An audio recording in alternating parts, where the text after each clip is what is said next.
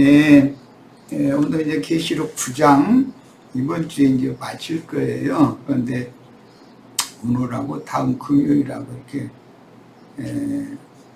두 번 집회를 해서 이제 마치려고 그래요. 계시록 9장 강의 자료를 인터넷상에 이미 올려놨고 4번 자료 마무리 자료입니다. 이것은 이제 전체적인 걸 살펴보는 내용이에요. 계시록 9장은 두 달라고 나뉘었는데 9장 1절에서 11절까지에는 사람들을 죽이지는 못하게 하시고 다만 5달 동안 괴롭게만 하시는 첫 번째 화를 기록하였으나, 이건 이미 말씀드린 것처럼 노아의 홍수 때 150일을 방주가 창이란 바다 위를 떠돌아다니다가 아라랏산에 당도하기까지 5달이 걸렸다고 그랬어요. 거기서 그 인용하는 말이 5달이라는 말은 두 번째 단락인 9장 12절에서 21절까지에는 인류의 3분의 1을 죽이게 하는 그 화가 기록이 되었습니다.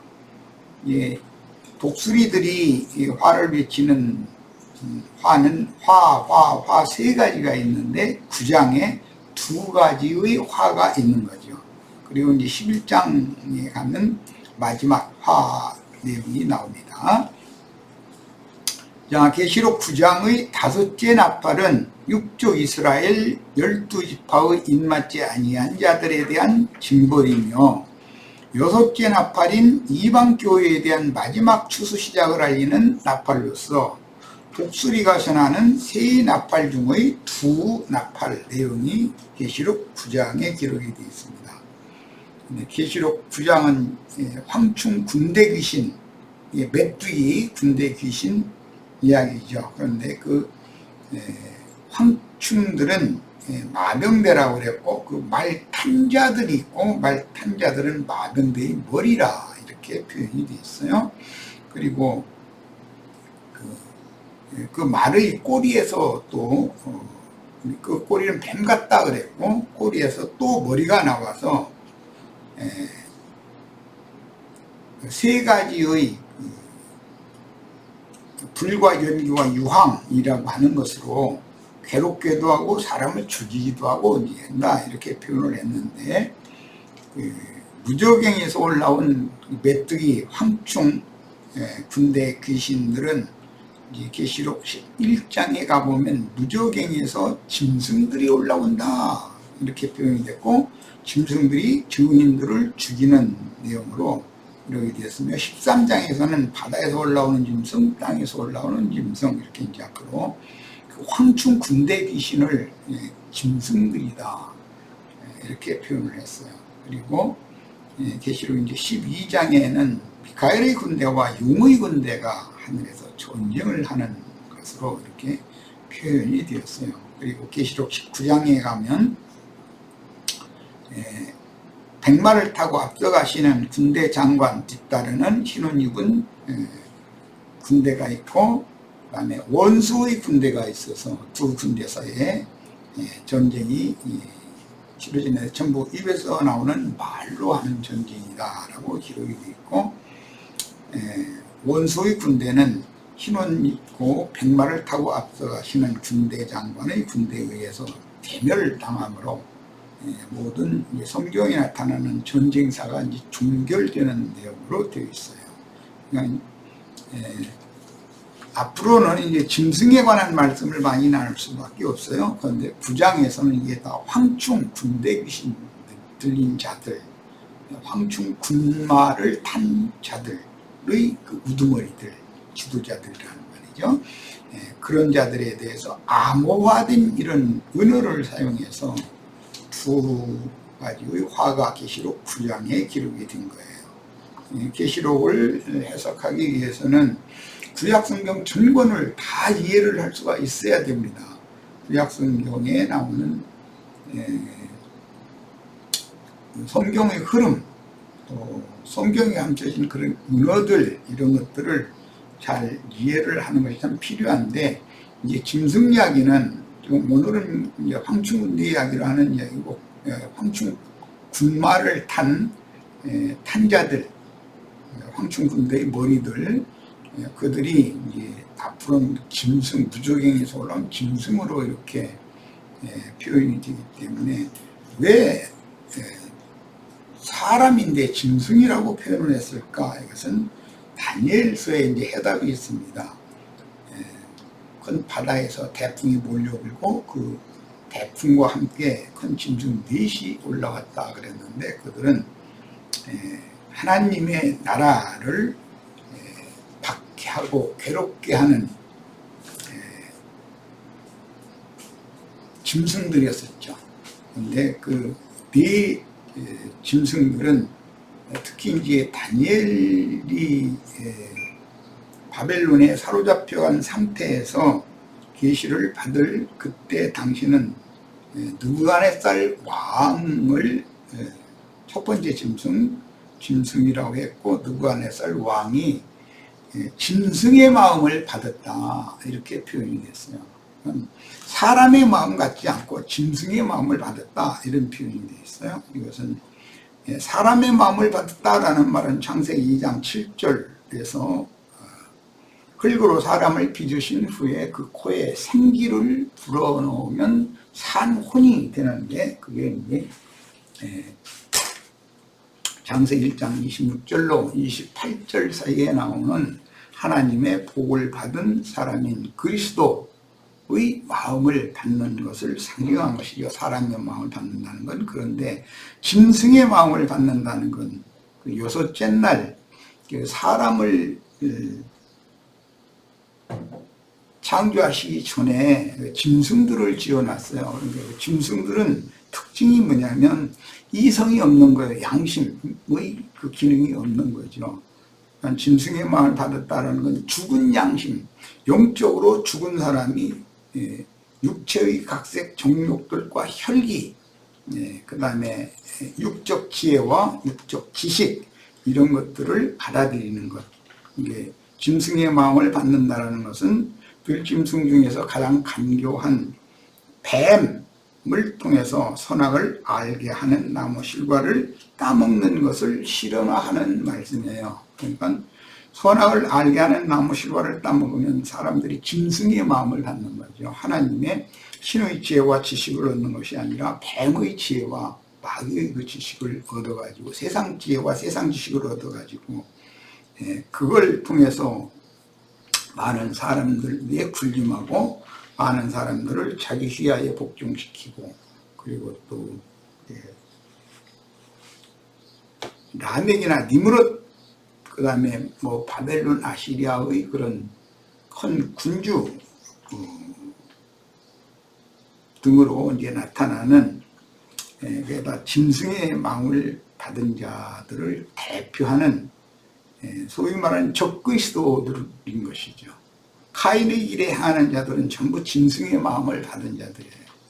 그래서 유다서의 결론적으로 그 짐승들이라는 것이 발람의 길로 몰려가는 자들이고, 자기 목만 기르는 몰지각한 목자들이라고 이렇게 되어 있기 때문에, 바다에서 올라온 짐승 외에 땅에서 올라오는 짐승이라는 말이 나오면 전부 목자들인데, 자기 몸만 기르는 야망, 많은 사람을 모아서 자기가 신의 대리자인 것처럼 이렇게 군림하고자 하는 그런 반역에 성공한 경우인 것이죠.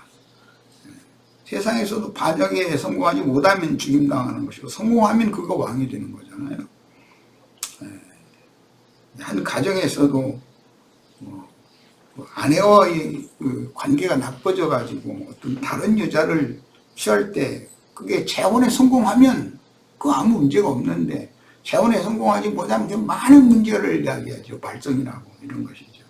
뭐든지 반역자들도 성공을 하려면 그 많은 힘이 있어야 되는 거예요. 그러면 정통성이 없는 왕이 되는 거죠. 이제 왕 노릇을 하면서도 항상 떨죠. 왜냐하면 자기는 정상적인 그 과정, 경로를 거쳐서 집권을 하지 않았기 때문에 항상 두려워하는 것이죠. 오죽하면 옛날 그 무슨 반역으로 그 황제에 오른 왕들은 뭐 그 왕궁에서 멀리 내다보이는 곳에 무슨 나무숲이 있다든지 뭐 이러면 그거 다 낭비라고 거잖아요. 적군이 혹시 자기를 치러 들어온 것은 항상 두려우니까 그걸 내다보기를 원했다는 말이죠. 그만큼 사람이라는 것은 짐승과 다른 것이 뭐냐, 양심 기능이 있다는 거예요.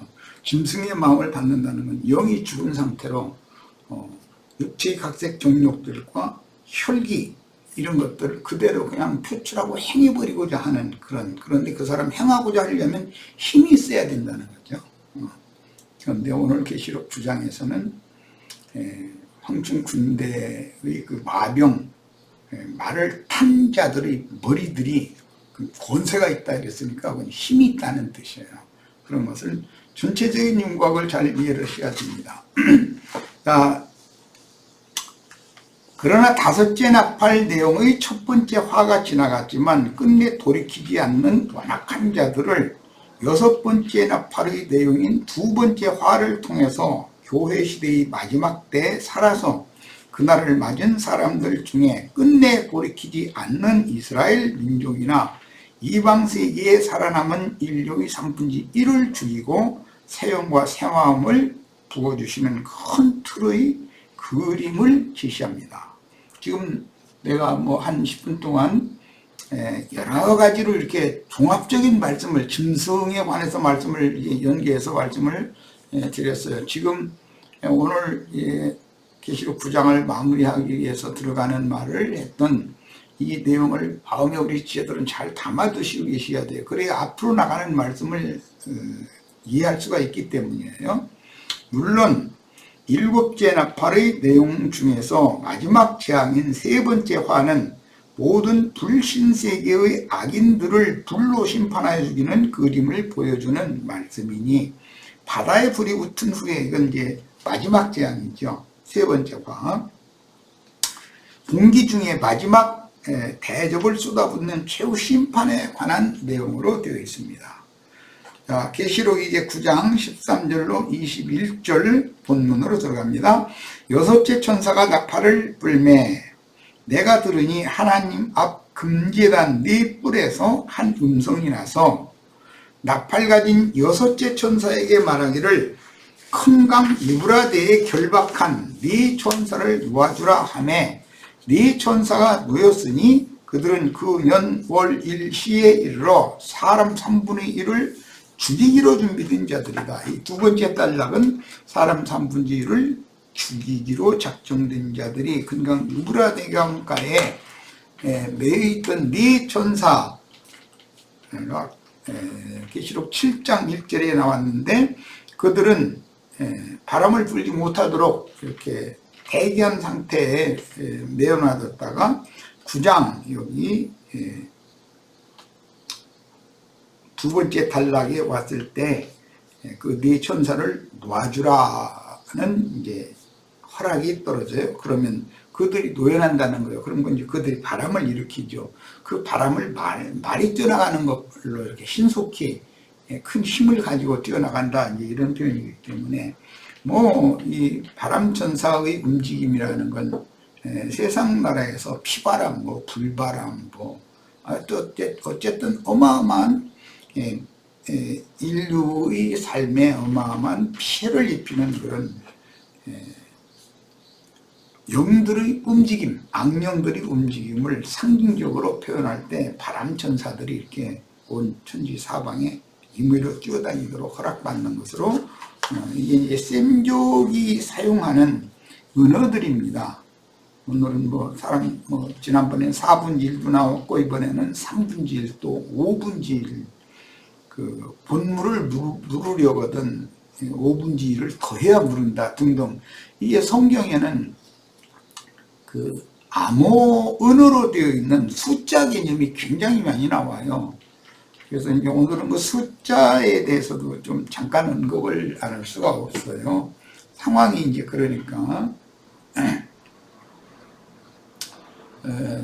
방주의 식양 같은 것도 전부 숫자가 사용이 되고, 그 성막법이나 계단 또는 물두멍, 다른 또 지성소의 성소의 떡상이나 분향단이나 등대나 그다음에 그 법궤 이런 등등은 전부 규격이 딱딱 정해져 있어요. 거긴 전부 숫자가 사용이 돼요. 히브리어의 숫자. 이제 이런 것을 숫자에 숨겨진 비밀도 어느 정도는 이제 우리가 이제 영감으로 그걸 깨닫고 있으셔야 됩니다. 성경 읽을 때는. 계시록에도 숫자 얘기가 참 많이 나오죠. 뭐 14만 4천 7장 때 이미 지나갔고 12지파의 14만 4천 얘기, 1만 2천 얘기도 나왔고 뭐 3분지 1, 4분지 1, 5분지 1 등등 이런 그 분수 이야기도 나왔고 또 666 오늘 이제 9장에서는 2만만이라고 하는 그런 비밀스러운 어떤 숫자 얘기들이 굉장히 많이 나와요. 그러니까 이런 숫자에 관해서도 어느 정도 그 개념은 이해를 하고 계셔야 됩니다. 그래서 오늘은 그 숫자에 대한 좀 말씀을 나눌 거예요. 더 중요한 건 이제 앞에 그리스도, 하나님의 형상이신 그리스도, 그분도 그 숫자로 표현을 해요. 완전수를 사용한다고 그러죠. 그런데 그 반역 전사장인 적그리스도에 관한 것도 좀 이렇게 비밀로 숫자로 표현을 한단 말이에요. 짐승의 마음을 받은 어떤 인간이죠. 근데 이제 그 머리니까 우두머리죠.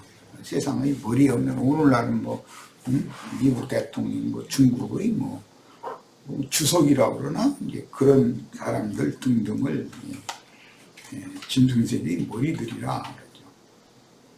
우리나라도 엊그제 그 짐승을 대표하는데 그 사람 뭐 광주에 내려가서 뭐 재판받고 왔다는 소리 들었어요. 그 사람들은 그를 인간으로 보지 않죠. 짐승으로 보죠. 그 밖에 인두껍은 썼는데 사람이 아니라고 보는 거죠. 짐승이다 이렇게 보죠. 이런 그 개념을 이해하시기를 바라요. 그런데 그 짐승의 우상을 두라평지에 세웠는데 이제 형상이죠.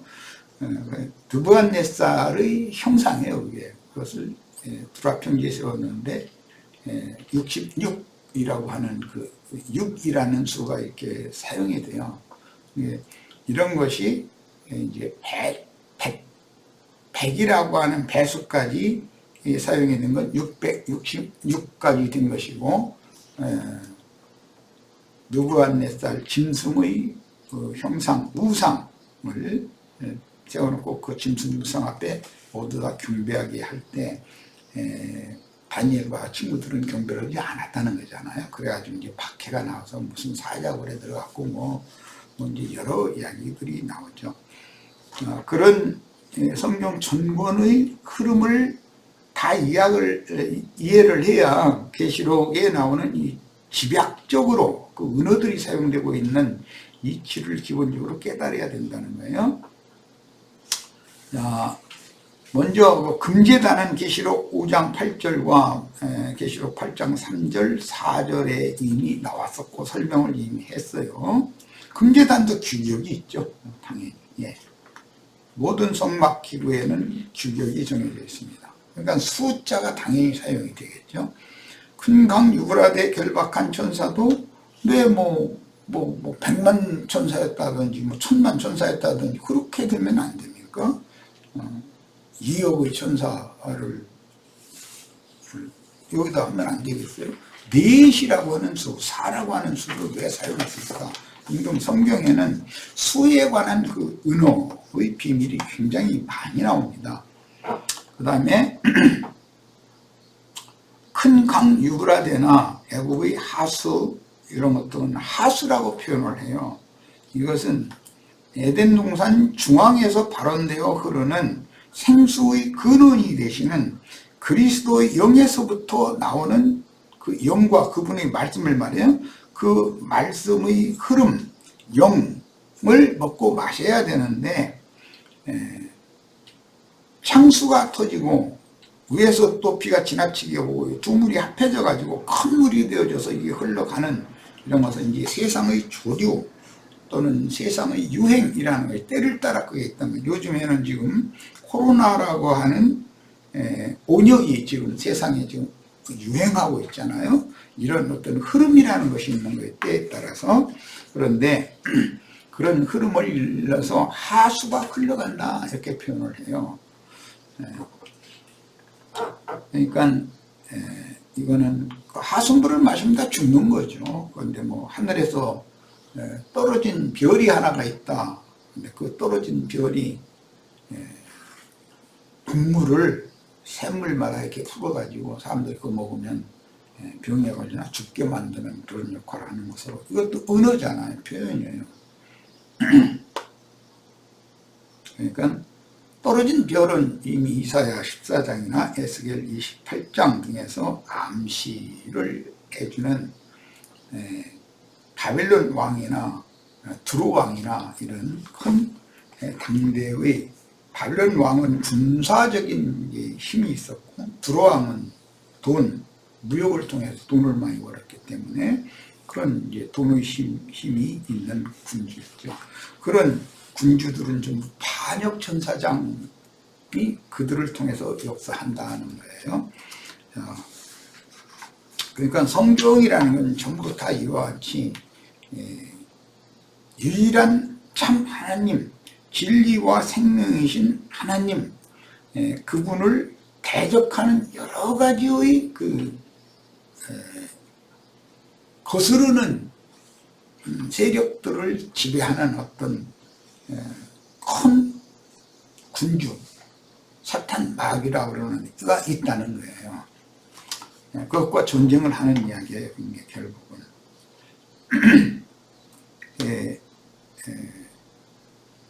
애굽의 그 하수 물이 흘러가는 여기는 홍해 바다를 건너는 거, 그건 하나님 백성들이 거슬고 흐르는 물을 끊어지게 만들어 가지고 마른 땅으로 건너게 만드는 얘기가 나오죠.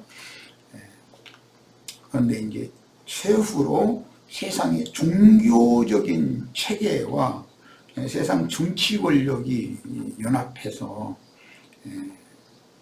교회를 박해하고 대적할 때 큰 강 유브라 대강을 또 말린 다음에 그 동방이 해돋는 곳에서 왕들이 유브라 대강을 건너서 아마겟돈이라고 하는 전장터로 오고, 귀신의 영을 받은 자들에 의해서 세상의 모든 큰 권세를 가진 자들이 미혹당해 가지고 군대를 동원해서 또 아마겟돈이라는 것으로 보이는데, 거기에 보인 군대가 오늘 계시록 9장에 나오는 2만만의 군대다. 2억이라는 숫자인 것이죠. 뭐 가지고 양측에서 전쟁을 하는데 전부 그 입에서 불과 연기가 유황이 나오고 그 입에서 예리한 검이 나오고 이렇게 해가지고 접전을 하는 얘기단 말이에요. 이제 항상 세상 나라의 전쟁이라는 것도 양측의 정신세계가 서로 극과 극으로 대치되기 때문에 먼저 말싸움을 하는 거예요. 말싸움이 심화되면 나중에는 이제 총싸움하고, 총싸움이 더 격화되면 대포 싸움하고, 그 다음에는 뭐 비행기 포탄 터뜨리는, 그 다음에 최후 허다하다는 안 되면 인류가 만들어놓은 최후의 그 병기, 어마어마한 사람들을 다 죽일 수 있는 병기라든지, 또 공기 중에 뭐 대적을 쏟는다는 화생방 무기를 말하는 것이죠. 다 병걸에 죽게 만드는 그런 전쟁으로 이제 종교를 한다는 것이죠.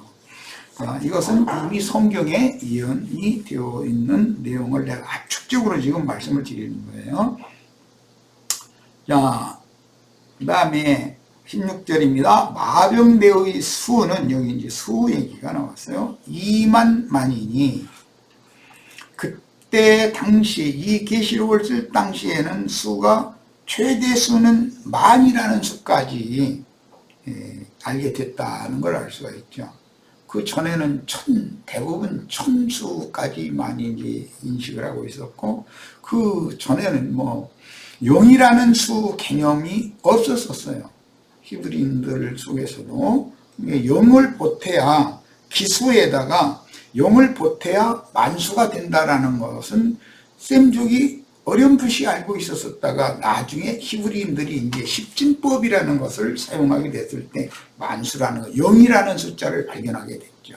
그 0이라는 숫자를 더하면은 십진법으로 자꾸 이게 이제 배수가 된다라는 걸 알게 됐죠. 그래서 곱하기라는 걸 발견하게 됐고, 그 다음에는 나누기가 있겠죠. 당연히 이렇게 수라는 것이 점진적으로 발전해서 지금은 뭐 기하학, 물리학 이런 거 하는 사람들은 이 수에 대해서 그냥 평생을 그것만 연구를 하는 사람들이니까 참 굉장하죠. 뭐 우리 형제 자매님들은 대부분 초등학교 때는 그 셈을 하는 산수를 배웠을 것이고, 중고등학교에 가서는 이제 방정식 등을 배웠을 것이고, 참 신기하죠. 방정식 이런 거 선생님이 와서 갑자기 그 방정식 가르쳐주고, 나중에 뭐 피타고라스의 정리라든지 뭐 이런 거 막 그 기하학에 들어가는 이런 거 가르쳐주고 그럴 때는 굉장히 놀랍잖아요. 이야, 뭐 이런 것도 있나 이거. 나는 어릴 때 학생 때 그런 거 알려준 선생님 진짜 참 신기했어요. 난 그분 천재인 줄 알았어. 그랬더니 이게 다 그분들도 배워가지고 대학교에 가서 수학과를 공부해가지고 그 수학 선생님 돼가지고 와서 난 수학 선생님한테도 굉장히 사랑받았었어요. 어릴 때. 마병대의 수는 2만만이다 그랬어요. 2만을 만배수한 것이다 이 말이죠. 그러면 오늘날 숫자로는 2억이죠. 지금은 뭐 웬만한 사람들은 돈을 한 10년 전만 해도 억 하면은 그게 우리 같은 사람은 상상도 못하는 그 돈 액수다 생각을 했는데, 지금은 억이라는 수도 한 10년, 20년 전에 뭐 1000만 원이라는 수가 어마어마한 수였던 것 같이 지금은 억이라는 수도 뭐 1억 원이다 뭐 이렇게 하면 보편적인 수로 생각을 하고 있어요. 지금은 그 이제는 국가 경제가 자꾸 좋아지다 보니까 이제 국가 재정을 하는데 뭐 몇십조 단위로 이렇게 하잖아. 회사들도 몇십조씩 돈을 가지고 있고 그러잖아요. 그러니까 참 이 수가 자꾸 더 이제 늘어난다. 이제 뭐 경도 있고 뭐 그 다음에 뭐 해도 있고 뭐 이렇게 한다는데, 난 뭐 경해 이런 건 수는 아직 내 머릿속에는 입력이 안 돼 있어가지고 이해가 안 돼요. 그런데 현재는 억이라는 수는 웬만한 사람은 다 머릿속에 입력이 돼 있죠.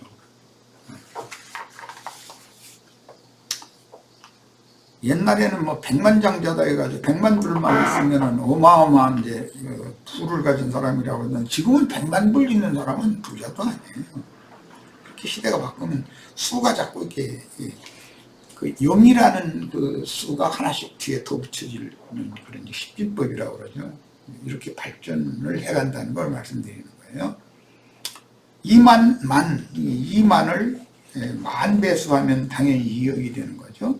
내가 그들의 수를 들었다. 이 무적행에서 올라온 황충군대의 숫자가 2억이었다라고 했어요. 그런데 이것은 복음서에서 우리는 잘 아시는 것처럼 두 무덤 사이에서 외치던 자들의 속에서 나온 군대 귀신들이 들어간 산에서 먹고 있는 돼지떼가 2000마리라고 되어 있어요. 그러니까 그때 당시 사용할 때 수가 2000이라는 건 어마어마한 수였었다는 걸 알 수가 있어요.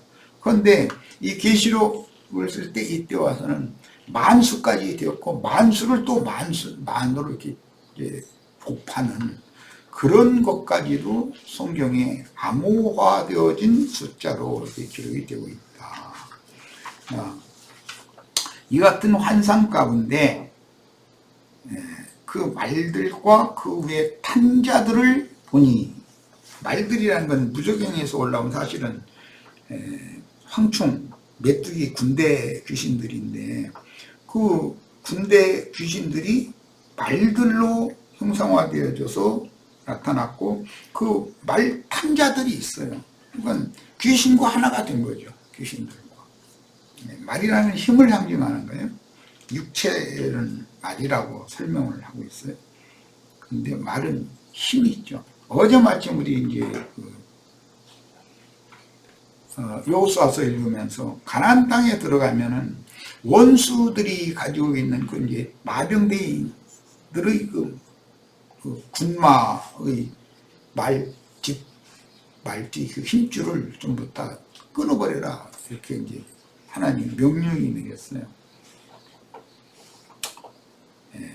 말은 그 뒷발에 이제 힘이 있죠. 가지고 앞으로 차고 나가는 것이라든지 뒤에서도 하면 뒷발에서 차는 그런 앞발의 추진력도 있지만 뒷발은 방어 겸해서 이렇게 또 몸 전체를 이렇게 재빠르게 움직일 수 있게 하는 그런 추진력을 주기 위해서는 힘이 필요하거든요. 근데 거기 힘줄이 있다는 거예요. 그런데 그 힘줄을 잘라내야 된다는 것이잖아요. 이제 이런 말씀들이 전부 히브리인들, 셈족들만이 사용하는 어떤 언어들이라는 거예요. 성경은 어떤 부분에는 많은 언어들이 사용이 되기 때문에 그 의미를 이렇게 성경으로 성경을 이렇게 해석해서 의미를 이해를 해야만 이해될 수 있는 말씀들이 특히 계시록 말씀입니다. 우리나라 같으면은 어딘가 재판받고 왔다거나 그게 한때는 잘 나갈 때는 아주 많은 마병대를 호령하는 그런 군주였었잖아요. 그런데 그게 짐승들의 왕이었었죠. 짐승세계의 왕이었었죠. 그런데 마침 한자매님이 또 어디든가 보니까 무슨 강동구에 무슨 김사만이인가 사람 이름 때문에 그렇지만 어쨌든 그런 사람들이 세운 그 예배당에 등록 교인 수가 10만이 넘는데 거기서 자기 아들에게 그 예배당인가 교회당인가 이렇게 아마 인수인계를 해주는 것 같아요. 그런데 그 속에 많은 비리들이 있는 이런 것이 올라왔더라고요. 그게 이제 땅에서 올라온 짐승들 세계는 그렇다는 거죠. 바다에서 올라온 짐승들 세계도 있고 땅에서 올라온 짐승들의 세계도 있다. 이런 것을 이해를 꼭 하시길 바래요. 그래야 이제 앞으로 나가는 말씀을 이해할 수가 있으니까 그래요. 자, 판자들을 보니 불빛과 자줏빛과 유황빛, 호심경이 있고 또 말들의 머리는 사자머리 같다. 말탄자들이 그 우두머리들은 사자니까 짐승세계를 어거하는 왕은 야수세계의 왕은 사자로 상징하잖아요. 그 머리가 사자머리 같다. 그런데 여기서 이제 머리니까 당연히 수컷일 것이고 수사자의 머리가 보기만 해도 그렇죠. 그거 한번 그러고 수사자의 포효 소리는 자기가 지배하는 영역 저 멀리까지 몇십 킬로까지 들린다고 그러더라고요. 대단하죠. 미국 대통령이 한번 백악관에서 한마디 외치면 전 세계에 안 울리는 곳이 없잖아요. 그럼 이제 중국 시진핑이가 또 이제 딱 응대하는 거예요. 나도 있어. 어디가 내 영역까지 침입하려고 하지 마. 이러면서 이렇게 또 주석군인가 거기서 한마디 또 딱 하면은 전 세계에 또 퍼지는 거죠. 이런 것을 다 성경은 은어로 이렇게 표현이 되고 있는 것이다 하는 거예요. 불빛과 자줏빛과 유황빛, 호심경이 있다. 이 호심경이라는 건 심장을 보호하는 것을 말하기 때문에 강심장이 있다는 것이죠. 그런데 불빛이라고 하는 심장에 불빛이 있다라는 것은 그도 뱀의 지혜와 같은 어떤 지혜, 지식. 빛이라는 건 셈족의 언어에서는 반드시 지혜, 지식을 의미하는 거예요. 그 다음에 이제 자줏빛, 왕이 될 만한, 군주가 될 만한 그런 것이 빛으로 이렇게 다른 소소한 빛을 다 제압할 수 있는 빛이다 하는 것이죠. 그 다음에 유황빛.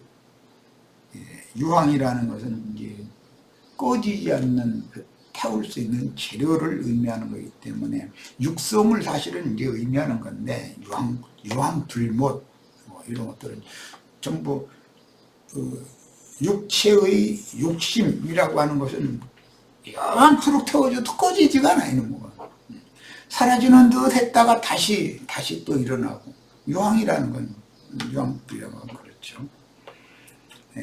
그런 호심경이 있고, 또 말들의 머리는 사자머리 같고 그 입에서는 불과 연기와 유황이 나오더라. 이 세 가지의 이 불과 연기와 유황이 짐승세계를 어우하고 다스릴 수 있는 그런 힘의 원천이 되는 것이죠. 이건 전부 말의 원세를 말하는 거예요. 2만의 배수, 만배수니까 이제 2억이요. 2만 만인데 그들의 수를 들었다. 황충 군대가 하나님의 군대인 부무리의 14만 4천을 대적하는 악기들의 총수를 말할 때 2만 만이다 이렇게 표현을 했어요. 군대 귀신들의 총수가 2천쯤 되는 그 제이대기에 들어갔었잖아요. 그런 것과 같은 거예요. 거기서는 이제 총수가 사용이 됐지만 여기서는 만수가 사용이 됐다 하는 것이 다른 거예요. 그러니까 그 용이라는 수 개념, 십진법이라는 개념이 자꾸 이제 확대 해석이 된 것을 알 수 있어요. 히브리어 알파벳이나 헬라어의 알파벳에는 그 수치가 있어요. 수치. 알렙, 베트, 기멜, 달렛, 해, 와우, 자인, 헤트, 테트, 요드, 이런 테트까지. 이것은 알파벳의 이제 9번째 숫자까지 내가 지금 읽은 건데, 거기는 1, 2, 3, 4, 5, 6, 7, 8, 9라고 하는 수값이 있어요. 수치가. 히브리어의 알파벳에는, 헬라어의 알파벳에도 동일하게 히브리어에서 헬라어가 나왔기 때문에 그런 개념은 똑같아요. 그 수치가 다 있어요. 그 다음에 요드부터는 이제 십진법으로 들어가는 거예요. 요드 카프, 이 요드가 열이면 11번째 카프라고 하는 알파벳 단어는 20이 되는 거예요. 그 다음 라멧 30이 되겠죠. 맴 40이 될 것이고, 이렇게 해서 차대까지 90까지 쭉 나가고, 그 다음에는 코프, 이것부터는 또 여기 또 하나가 붙어서 100이라는 수로 나가는 거예요. 그러니까 19번째 히브리어의 알파벳 단어부터는 100단위로 나가, 100, 200, 300, 400 이렇게 나가는 거예요. 22자니까 자음이 22자죠. 히브리어. 그러니까 400까지라는 수치가 있겠죠. 당연히 1, 2, 3, 4에서 9까지, 그 다음에 10에서 90까지, 그 다음에 100에서 400까지의 이런 그 수치 개념이 히브리어에는 있어요. 이 수치 개념은 그 셈족들의 문화가 얼마만큼 메소포타미아의 그 문화가 얼마만큼 발전했었는지를 알 수가 있어요. 그 다음에 그 수치 개념이라고 하는 건 현대 우리들이 사용하고 있는 이 아라비아 숫자, 아라비아 숫자로는 대략 역사상에 내가 배우기로는 기원 후 한 9세기, 이게 890 몇 년 이때쯤부터 해서 10세기 경에, 이제 1000년 경에 로마가 망할 때, 그때에 드디어 아라비아 숫자, 지금 오늘 우리들이 사용하고 있는 이런 숫자가 사용이 되었다는 거예요. 그런데 그 전에, 그 아라비아 숫자가 사용되기 전에 애국 숫자라든지 로마자라든지, 왜 옛날 그 시계에 보면 로마자로 이렇게 X에다가 줄 하나 있는 거, X에다 줄 두 개가 있는 거, V자 형식으로 되어 있는 거, 이런 그 로마자잖아요. 로마자가 수치거든요. 그런 것이 이미 사용이 되었어요. 그런데 그런 애국 문명이나 로마 문명이 있기 전에 이미 셈족의 메소포타미아 문명이라고 하는 곳에서 이런 수가 사용이 됐다는 거예요. 그리고 그들이 십진법이라고 하는 0이라는 수를 발견했다는 것이죠.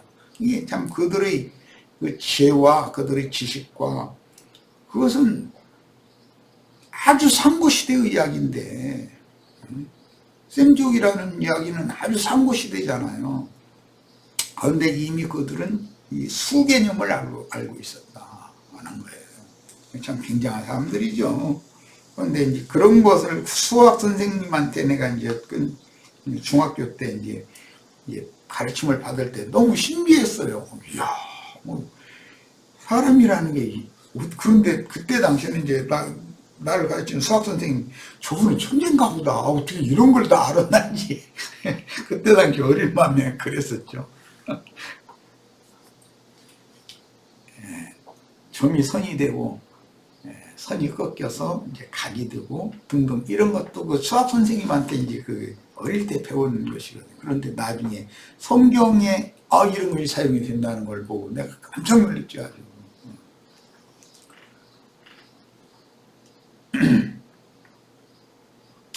자, 그래서 2만의 만배수, 즉 2억의 황충 군대는 하나님의 군대인 두무리의 14만 4천을 대적하는 악기들의 총수를 히브리어 알파벳과 헬라어 알파벳이 갖는 수치 개념인, 요거 이제 세상에서는 이런 걸 특히 이제 연구하는 사람들이 있는 게 게마트리아 법이라고 그러죠. 게마트리아라고 하는 이 숫자 개념으로, 이것은 글자를 숫자로 표현하는 기법을 게마트리아라고 그래요. 그런데 그런 기법을 사용해서 성경은 여러 곳에서 암호로 되어 있는 숫자가 많이 나온다 하는 것을 기본적으로 알고 계셔야 됩니다. 다 이 정도는 이제 아셔야 돼요. 성경을 이제 추구하려면. 계시록에 사용된 숫자 개념은 주로 민수기에서 이게 다 인용이 된다. 물론 그 앞에 창세기부터 이 숫자 개념이 있어요. 그런데 14만 4천이라는 수는 각 지파별로 계수를 했을 때 전체를 보태니까 14만 4천이 됐다, 이런 표현이 7장에 이미 나왔죠. 자, 이런 계수법이란, 이스라엘의 계수법이라고 하는 건 민수기에 2번이 나오죠. 출애굽을 하자마자 전쟁에 나갈 만한 이스라엘 남자의 수를 일단 계수하는 거예요. 그래서 12지파니까 각 지파별로 계수해서 다 보태면 총 몇 명이다, 이게 나오겠죠, 당연히. 그리고 이제 광야 끝 모압 평지에서 가나안 땅에 진입을 앞둔 신세대 중에 20세 이상 된 남자들을 두 번째 계수를 또 해요.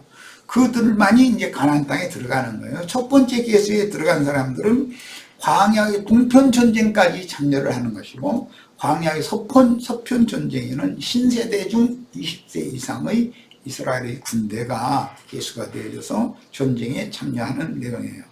성경은 전쟁사가 굉장히 많이 기록되어 있어요. 계시록에 특히 전쟁사가 굉장히 많이 기록되고 있어요. 이건 그런데 전쟁할 때는 하나님은 숫자의 많고 적음에 따라서 전쟁의 승패를 좌우하게 하는 것이 아니다. 하나님이 이스라엘과 함께 하시면 이스라엘이 당연히 전쟁에 이기는 거예요. 하나님이 싸우는 거니까. 하나님이 함께 하시지 않는 전쟁을 이스라엘 사람들이, 자기네들이 그게 무슨 허망한 생각이죠. 자긍심이겠죠. 이런 걸 가지고 올라가면은 반드시 패전하게 돼 있어요. 하나님이 그들과 함께 하시지 않으니까. 예. 그러면 알고 보면 적도 적이 숭배하는 신이 있다 이거예요. 그들의 신들의 힘을 얻는 거예요. 세력, 권세라는 용어가 나오면 어떤 신들의 권세를 말하는 거기 때문에 예, 우리 인생사에서 보면은 어떤 사람이 종노릇을 하던 사람인데 그렇게 상전 노릇하던 그 대대로 그 집안이 어느 대에 가면은 이상하게 몰락하는 거예요. 그래서 한 마디 팔고 둘 마디 팔고 나중에 집까지 팔고 그 다음에는 말만 명분만 무슨 뭐 양반 그러지. 그 집에서 부리던 종들이 오히려 점점 흥왕해져가지고 그 사람의 재산 전체를 딱 차지하는 경우가 있어요. 이것은 세상사에서도 우리가 볼 수 있는 일이다라는 거예요. 이것은 하나님께서 그 힘을 어느 때 누구에게 그 권세를 주시기 때문이다. 그래서 그런 말씀이 성경에 하나님은 전노하신 하나님으로서 그분의 공의에 따라서 집행을 하실 때 부한 자를 가난하게 하실 수도 있고 가난한 자를 부하게 하실 수도 있고 낮은 자를 높은 자리에 앉힐 수도 있고 높은 자리에 앉았던 자를 아주 미말에 처하게 할 수도 있다. 그분이 바로 모든 권세를 가지고 있다. 힘의 원천은 그분에게 있다. 이런 것을 가르치는 것이 성경입니다. 우리는 성경 전권에 대한 흐름이나 배경에 대해서 깊은 이해가 있어야 되겠습니다. 첫 시간 여기까지서 마칩니다.